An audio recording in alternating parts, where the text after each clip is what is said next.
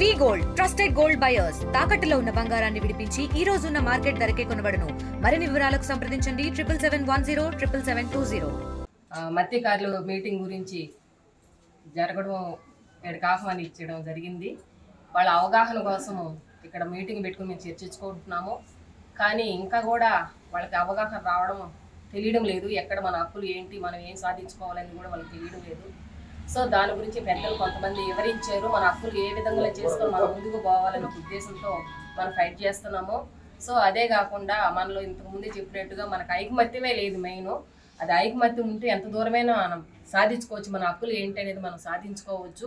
ప్రతి క్యాష్లో కూడా ప్రతి దాంట్లో కూడా ఐకమత్యం ఉంది. వాళ్ళ హక్కులు సాధించుకొని ముందుకు పోతున్నారే కానీ మన గిరిజనులు మాత్రం అక్కడే ఉంటున్నాము. ఈ రోజు మనం ప్రతి సమస్య చర్చించుకుంటున్నాము. ఇక్కడే వారికి అది వదిలేసి వెళ్ళిపోతున్నాం ఇంటికి. నెక్స్ట్ మళ్ళీ మన పనులు మనం పడిపోతున్నాము. సరే ఏం జరుగుతుంది అనేది కూడా తెలుసుకోవాలి.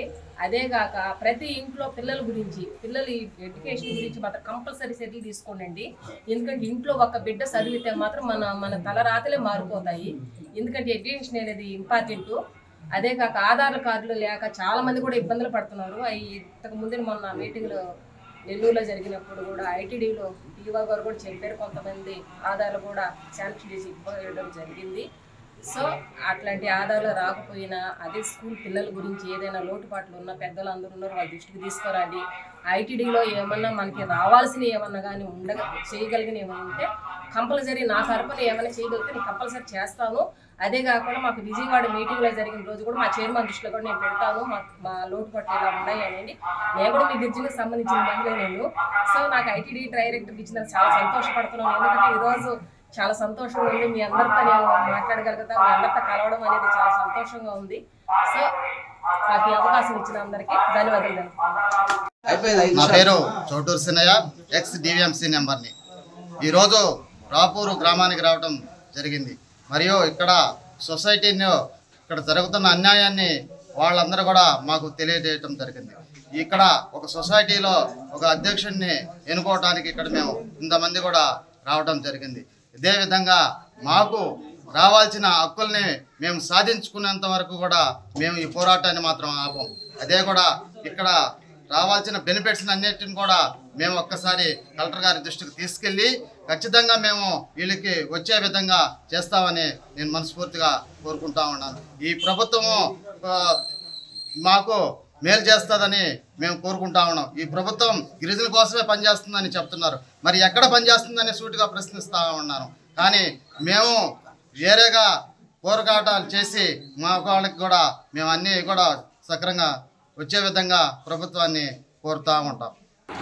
పోయిన ఆదివారం మీ చెరువుని చూడటానికి వచ్చాం. చూసి ఆ రోజు మనం తీర్మానం చేసుకున్నాం. ఏం చేసుకున్నాం? ఎంత మోతాదులో వస్తాయో, ఏ డిపార్ట్మెంట్ ఇస్తుందో తెలియకపోవడం వల్ల నాకు తెలిసి మీరు అలా ఫలాలు పొందలేకున్నారు.